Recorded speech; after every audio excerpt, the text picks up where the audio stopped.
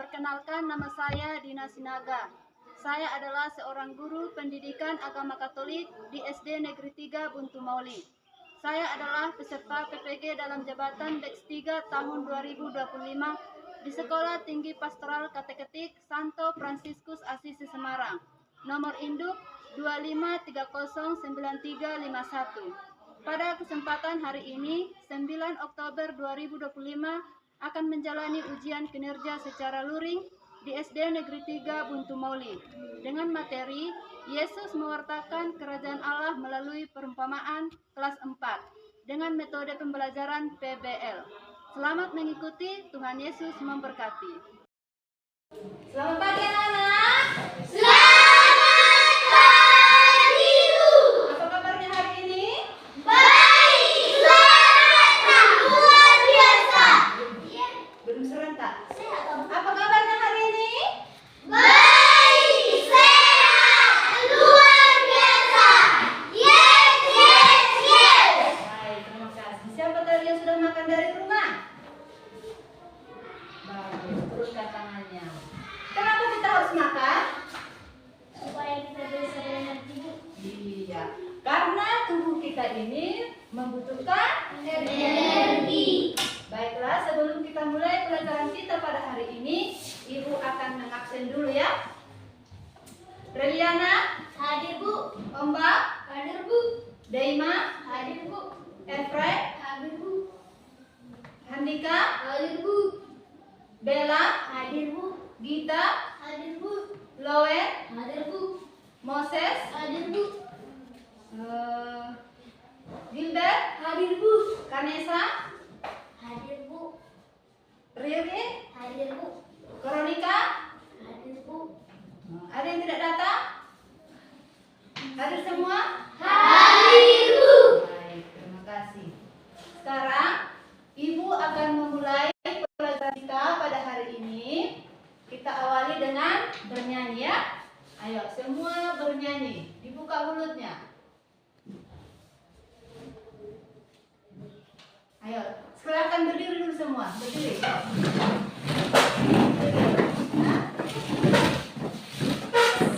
Tepuk tangannya ya. Buka mulutnya.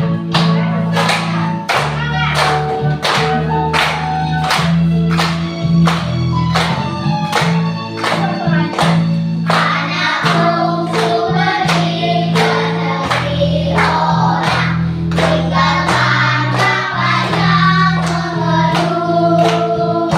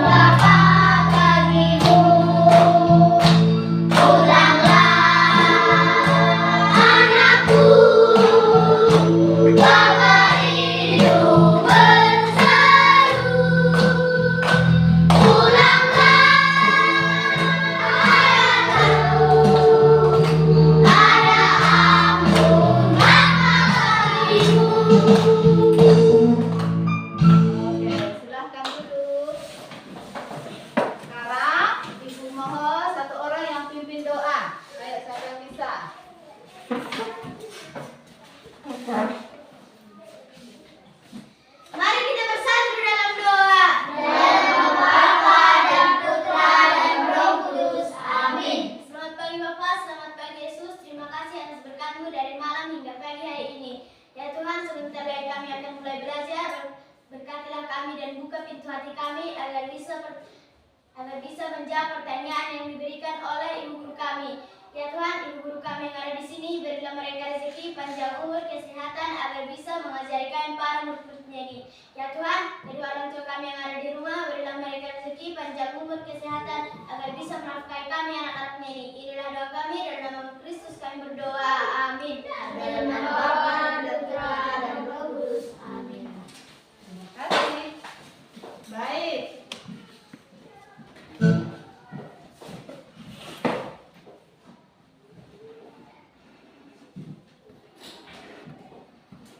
Pada hari ini, Ibu akan memulai pelajaran kita dengan tema Yesus mewartakan kerajaan Allah melalui perumpamaan. Ayo, semua dulu membaca. 2, 3, ya.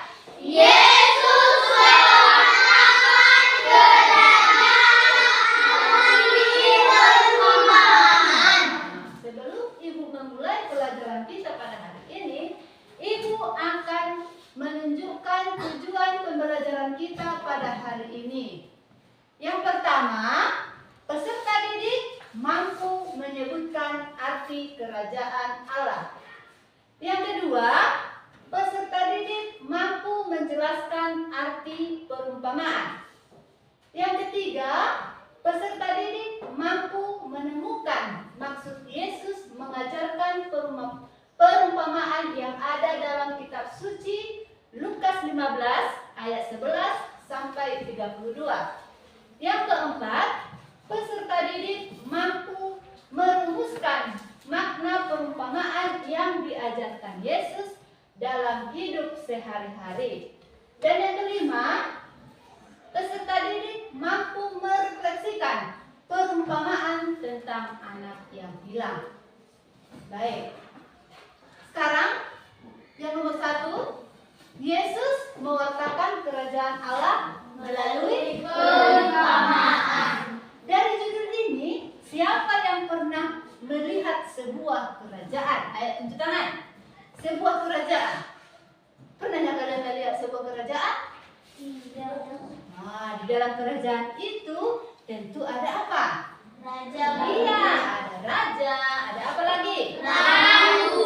Ada ratunya, terus Pelayan. iya, ada pelayannya, terus penjaga, terus Dan rakyat. iya, dan ada rakyatnya, ya. Itulah kerajaan. Ya, coba kita lihat dulu gambar yang ini. Ini kerajaan apa? Ini adalah kerajaan. Siapa yang sudah pernah ke sana? Belum ada? Oke, nanti kita ke sana ya. Yang kedua, kerajaan apa? Iya, kerajaan Sriwijaya. Bagus ya bangunannya ya. Yang ketiga, kerajaan Singosari. Nah, kerajaan Singosari. Yang terakhir, kerajaan apa? Majapahit. Inilah kerajaan Kerajaan yang ada di Indonesia. Jadi, apa sih kerajaan Allah itu? Tadi kita sudah sebutkan kerajaan Majapahit. Ini gambarnya kerajaan Singosari. Ini gambarnya. Jadi bagaimana dengan kerajaan Allah? Ayo, siapa yang tahu apa itu kerajaan Allah? Gereja, Bu. Apa? Gereja, Bu. Bagus. Kata si Moses, gereja. Yang lain? Surga, Bu. Surga. Bagus. Yang lain? Bait Allah, Bu. Bait Allah. Terus ada lagi. Apa itu kerajaan Allah? Nah, Ibu akan menunjukkan kerajaan Allah itu adalah ini dia. Kerajaan apa? Kerajaan cinta damai, kerajaan kasih, kerajaan sukacita, kerajaan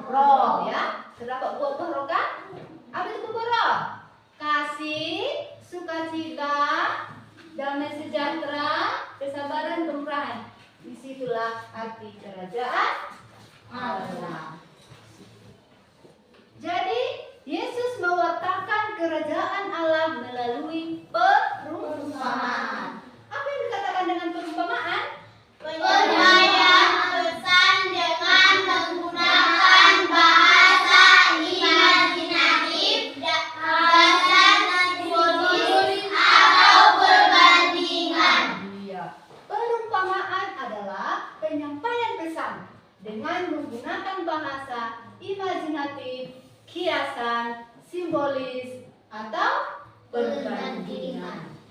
Jadi sampai sini yang pernah membaca kitab suci yang ada di dalamnya bermacam-macam perumpamaan. Siapa yang masih ingat? Perumpamaan. Ayo, jenis-jenis perumpamaan. Satu. Perumpamaan tentang orang-orang yang berdalih. Satu orang 7 tangan baru sebutkan. Ayo. Siapa? Ya. Perumpamaan tentang orang-orang yang berdalih. Perumpamaan. Udah, stop. Yang lain ada lagi? Perumpamaan tentang anak yang hilang.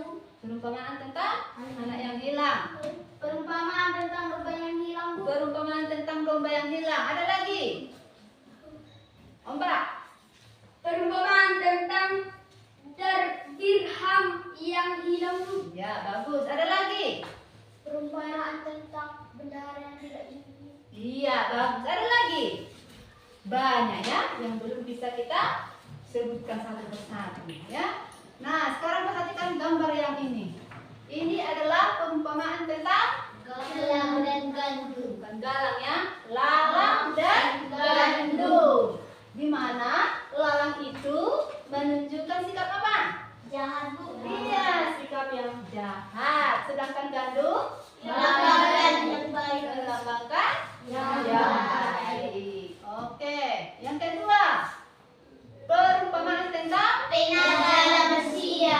penjala Manusia. Coba kita perhatikan dulu gambar ini. Apa saja yang ada dalam gambar ini? Ada, ayo. Ikan, jaring, burung, air, manusia, perahu. Iya. Dan ada jala ya untuk menangkap ikan. Maksud gambar ini siapa yang tahu? Ayo, siapa yang tahu? Tunjuk tangan. Nah, Ombak, ayo. Mengajak orang-orang mau mengikuti kerajaan Allah. Iya. Dari perumpamaan ini menjelaskan bahwa orang-orang yang menangkap ikan tersebut mengajak orang-orang lebih banyak untuk mengenal kerajaan Allah. Baik. Kita lanjutkan. Coba lihat gambar ini.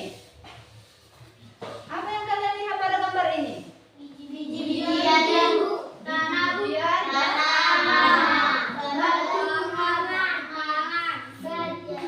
maksud Yesus mengajarkan perumpamaan ini siapa yang tahu?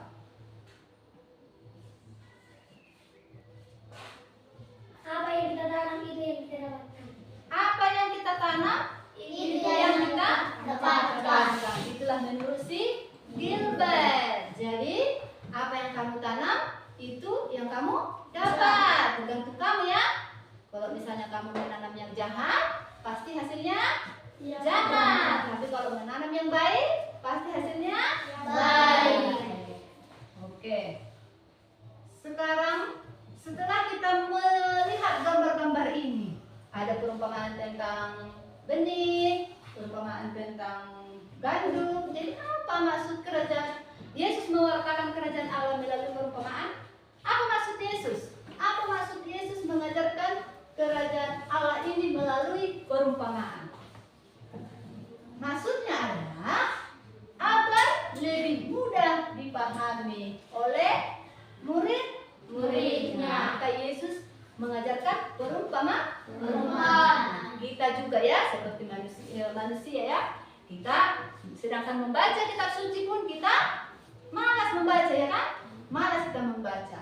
Maka oleh karena itu Yesus menggunakan perumpamaan agar lebih dekat atau mudah dipahami oleh murid-muridnya. Nah, sesuai dengan tema kita pada hari ini, Yesus mewartakan kerajaan Allah melalui perumpamaan. Coba kita buka dulu Alkitab kita masing-masing. Semua bawa Alkitab? Semua, Bu. Iya, buka Alkitabnya Lukas 15 ayat 11 sampai 32.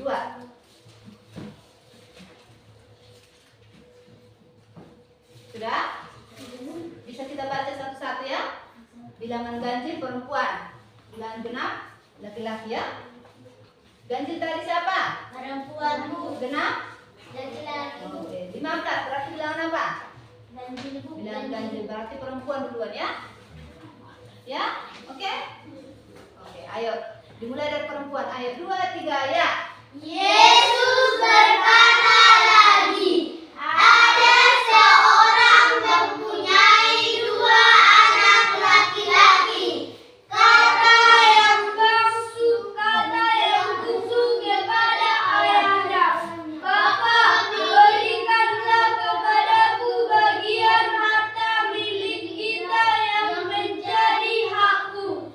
Lalu ayahnya membagi-bagikan harta kekayaan itu di antara mereka. Beberapa hari kemudian, anak bungsu itu menjual seluruh bagiannya. Itu lalu pergi ke negeri yang jauh. Di sana ia memboroskan harta miliknya itu dengan hidup berfoya-foya. Setelah dihabiskannya semuanya, timbullah bencana kelaparan di dalam negeri itu, dan dia pun melarat.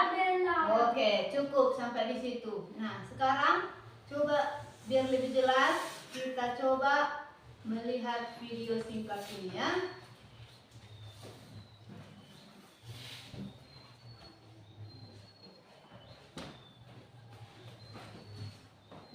Ada seorang mempunyai 2 anak laki-laki.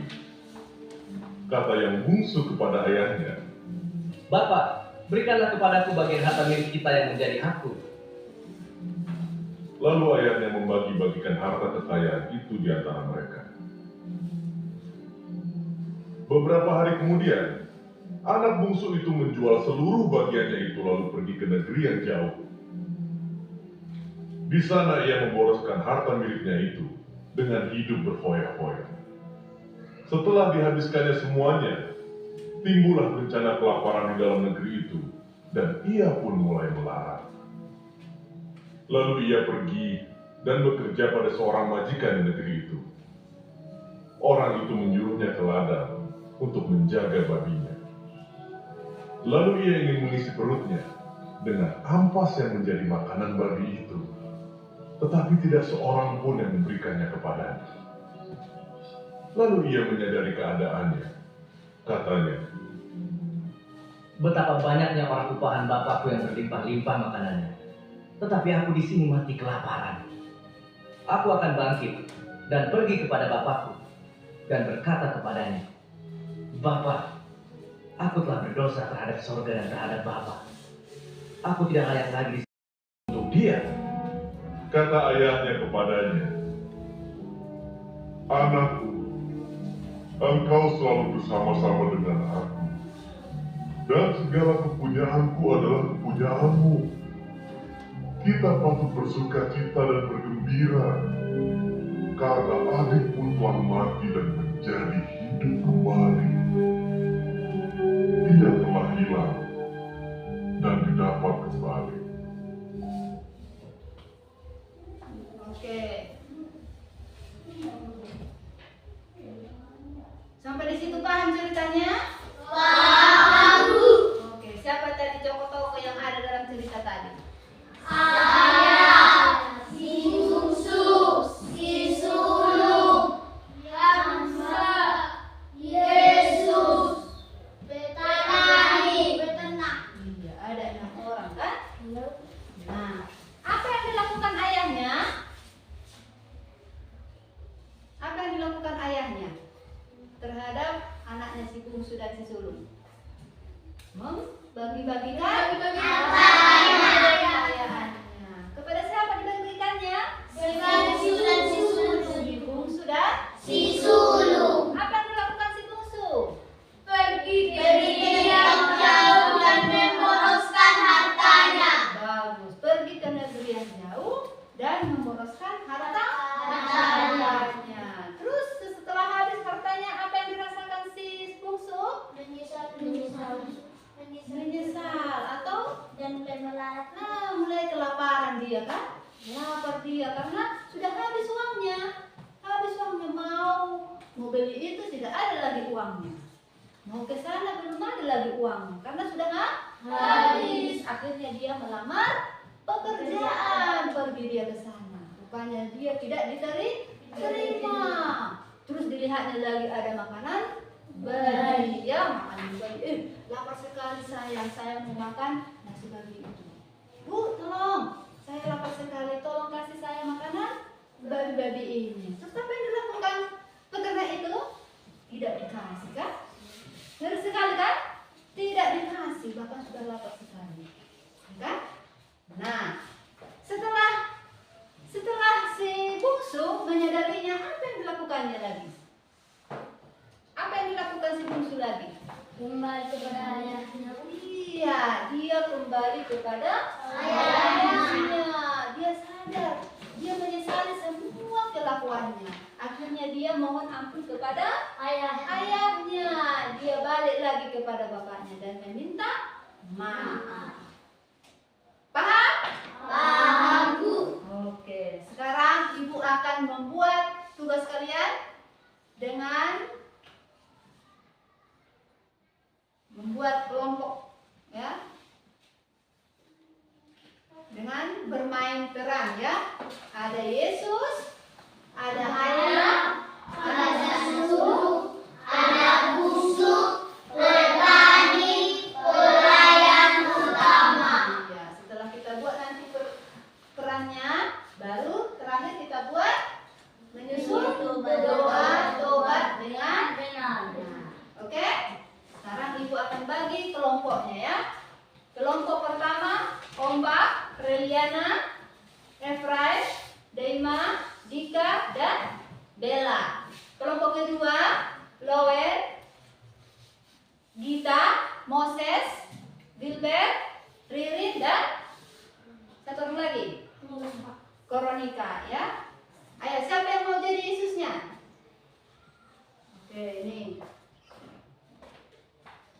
Yang mau jadi ayah. Di sini kelompok satu. Ayah. Ini, ya. Yang mau jadi anak bungsu, anak sulung. Anak sulung, ya. Anak bungsu. Petani. Iya, pelayan utama. Oke, kita lanjut ke depan, ya. Siapa yang mau jadi Yesus? Ayo, silakan maju ke depan. Ayo, kelompok satu. Dengan tertib. Sana. Ayo, yang buat suaranya, ya. Mana Yesus? Yesus siapa tadi? Ini Yesus. Oke. Ya. Ayo, mulai. 2, 3, ya. Seorang pria memiliki 2 putra dan tanah yang luas. Dengan banyak pelayan, putra bungsunya ingin mendapatkan warisannya lebih awal, selagi ayahnya masih hidup. Ayah, berikanlah kepadaku bagian harta yang akan menjadi milikku. Seperti yang kamu inginkan, anakku. Kamu serius? Maka sang ayah membagi harta itu di antara mereka. Dan anak bungsunya mengumpulkan semua harta miliknya, lalu berangkat ke negeri yang jauh. Di negeri yang jauh, anak bungsu itu menghambur-hamburkan hartanya dan menghabiskan semua pemberian ayahnya. Setelah semua dihabiskannya, ia menyewakan tanahnya kepada seorang petani. Halo, apakah kamu punya pekerjaan untukku? Ya, saya butuh seorang untuk pergi ke ladang saya dan mengurung para babi-babi saya. Anda harus memberi mereka makan, tetapi Anda tidak boleh memakan makanan mereka. Ya, Pak. Anak bungsu memberi makan babi-babi itu, tetapi menyadari betapa hidupnya telah berubah. Ia akan dengan senang hati memenuhi dirinya dengan makanan yang ia berikan kepada babi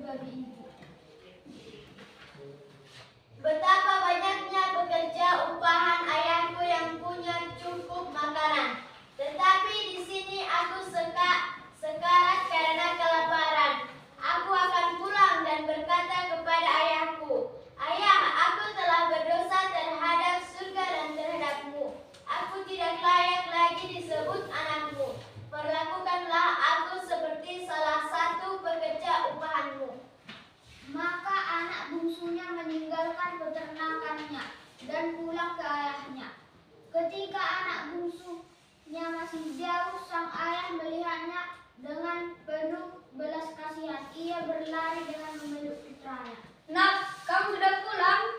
Betapa aku telah berdosa terhadap surga dan terhadapmu. Aku tidak layak lagi disebut anakmu. Hamba-hamba, cepat ambilkan jubah terbaik milikku dan kenakan padanya.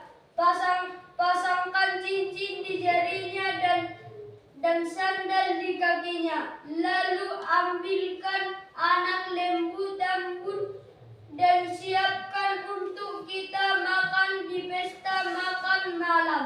Karena anakku ini telah mati dan hidup kembali. Ia telah hilang dan ditemukan kembali. Kemudian mereka memulai merayakan kedatangannya kembali. Putra sulung sedang bekerja di ladang. Ketika ia mendekati rumah, ia mendengar musik dan tarian. Ia memanggil seorang pelayan ayahnya. Apa yang terjadi? Kakakmu telah kembali dan ayahmu mengadakan perayaan untuknya karena ia kembali dengan selamat.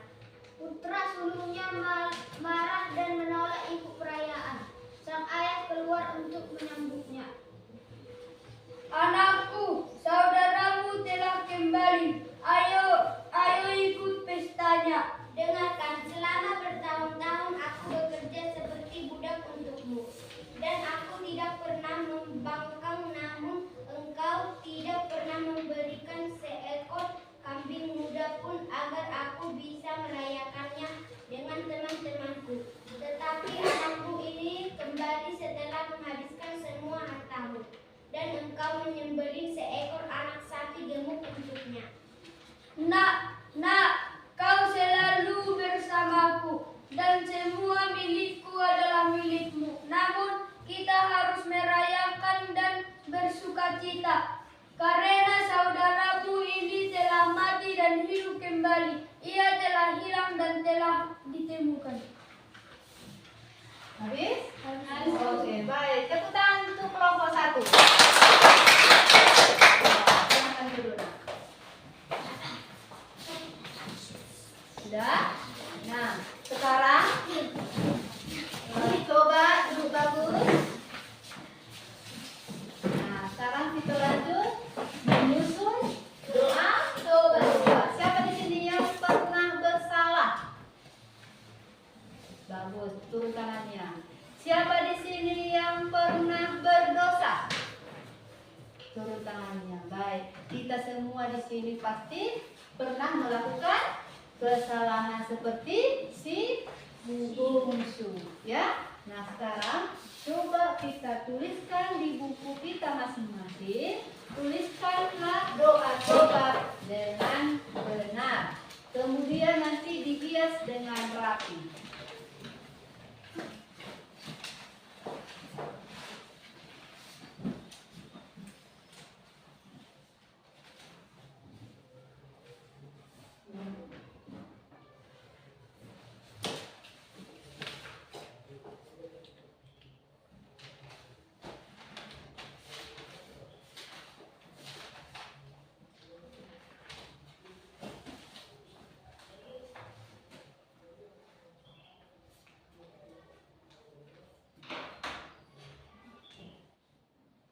Baik, waktunya habis.